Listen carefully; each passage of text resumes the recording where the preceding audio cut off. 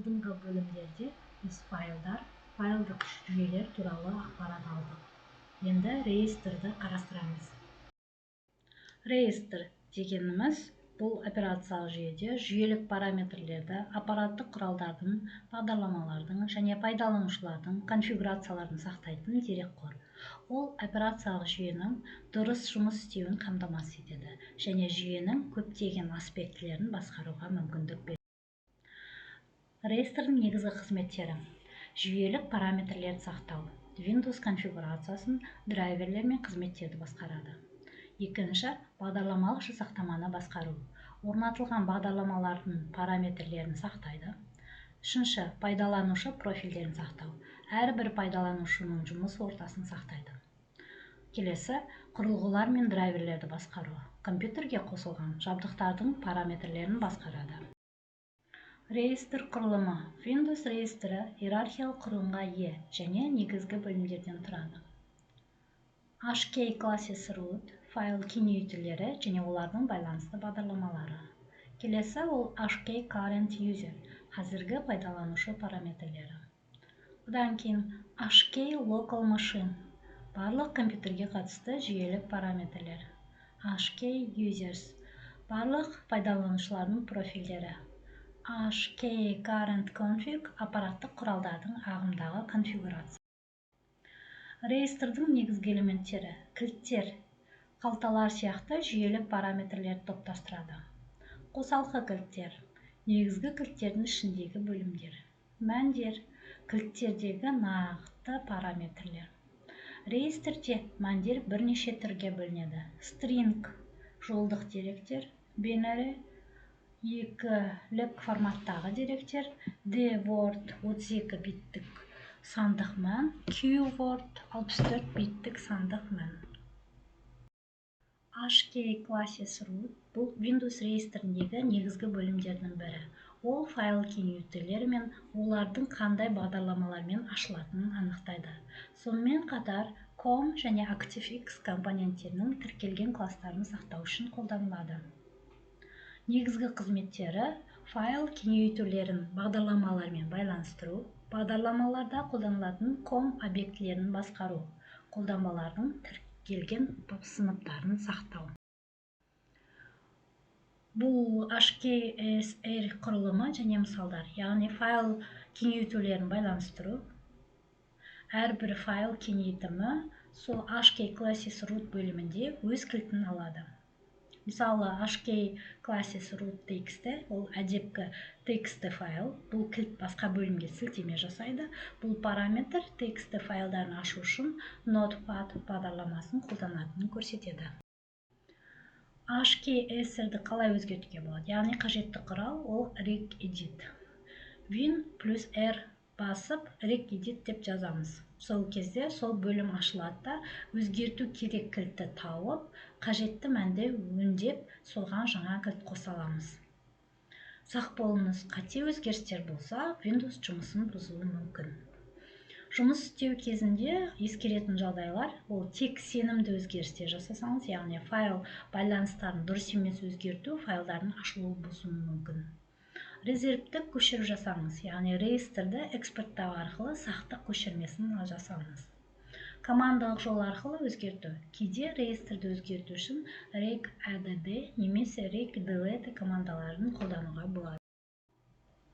HK Current User, яғни қазіргі пайдаланушы параметрі бөлімі. Бұл бөлім Windows реестріндегі ағымды пайдаланушыға қатысты барлық параметр мен баптауларды сақтайтын бөлім. Бұл параметрлер пайдаланушы жүйеге кірген сайын іске қосылады және оған арналған жеке жұмыс ортасын реттейді. Негізгі қызметтері: жұмыс стилінің параметрлерін сақтау, бағдарламалардың пайдаланушыға арналған конфигурацияларын сақтау, тінтуір, пернетақта, тілді баптау параметрлерін сақтау, жүйелік интерфейс пен қосымшалар үшін теңшелімдерді басқару. HKCU жұмыс істеу кезінде ескеретін жайттар, ол жүйені өзгертер алдында резервтік көшіру жасау керек. Тек қажетті параметрлер өзгертіңіз. Қауіпсіздік параметрлерін реттегенде абай болыңыз. HK Local Machine. барлық компьютерге қатысты жүйелік параметрлер. Бұл бөлім Windows реестріндегі барлық пайдаланушыларға ортақ және барлық жүйеге әсер ететін параметрлерді сақтайтын бөлім. Негізгі қызметтері аппараттық құралдардың конфигурацияларын сақтау, драйверлер мен құрылғылар параметрлерін сақтау, операциялық жүйенің негізгі параметрлерін басқару, бағдарламалардың жүйелік баптауларын сақтау. HK Local Machine құрылымы мен мысалдары, яғни жүйе конфигурациясы, бұл Windows-тың негізгі параметрі сақталады. Екінші, аппараттық құралдар мен драйверлер, бұл бөлімде компьютердің аппараттық компоненттерінің конфигурациясы сақталады. Үшінші, бағдарламалар параметрлері. Бұл бөлімде компьютерге орнатылған бағдарламалардың конфигурациясы сақталады. Төртінші, ол жүйелік қауіпсіздік. Бұл бөлімде жүйелік қауіпсіздік пен рұқсат параметрлері сақталады. HK Users бөлімі. Бұл барлық пайдаланушылардың профильдері. Бұл бөлім Windows реестріндегі барлық пайдаланушылардың профильдік параметрлерін сақтайтын бөлім. Әрбір тіркелген пайдаланушы үшін жеке баптаулар осы жерде сақталады. Негізгі қызметтері әрбір пайдаланушының конфигурациясын сақтау, жеке жұмыс стилінің параметрлері, бағдарламалардың пайдаланушыға байланысты баптаулары, жүйеге кіру параметрлері мен қолданушыға тіркелгендерінің қауіпсіздік баптаулары. HK Users құрылымы мен мысалдары. Бірінші, нақты пайдаланушының баптаулары. Әрбір пайдаланушының профилі XX форматындағы идентификатормен беріледі. Екінші, дефолт пайдаланушы баптаулары. Бұл бөлім жаңа пайдаланушы тіркелген кезде қолданылатын стандартты параметрлерді сақтайды. Үшінші, белсенді пайдаланушының баптаулары. HK Current Config аппараттық құралдарының ағымдағы конфигурациясы. Бұл бөлім Windows жүйесінде аппараттық құралдардың ағымдағы конфигурациясын сақтайтын реестр тармағы. Негізгі қызметтері дисплей, принтер, аудио жүйе сияқты құрылғылардың ағымдағы параметрлерін сақтау. Жүйені жүктелу кезінде анықталған аппараттық бағдарламаларды көрсету. Келесі қызмет реестрдің бөлімдерінде сілтеме жасау. Бұл бөлімнің құрылымы мен мысалдары. HK Current Config ол систем, жүйелік құрылғылардың конфигурациясы, софтвар, бағдарламалардың аппараттық құралдарға байланысты параметрлері. Дисплей параметрлерін тексеру, яғни экран ажыратымдылығын және дисплей параметрлерін сақтауға арналған. Аудио жүйе баптауларын ескерту. Дыбыс құрылғыларының ағымдағы конфигурациясы. Егер дыбыс дұрыс шықпай жатса, осы бөлімнен тексеруге болады.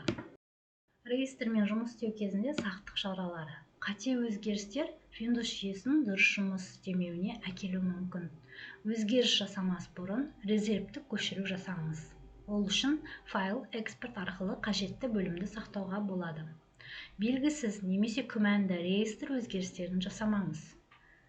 Тек сенімді көздерден алынған нұсқауларды қолданыңыз.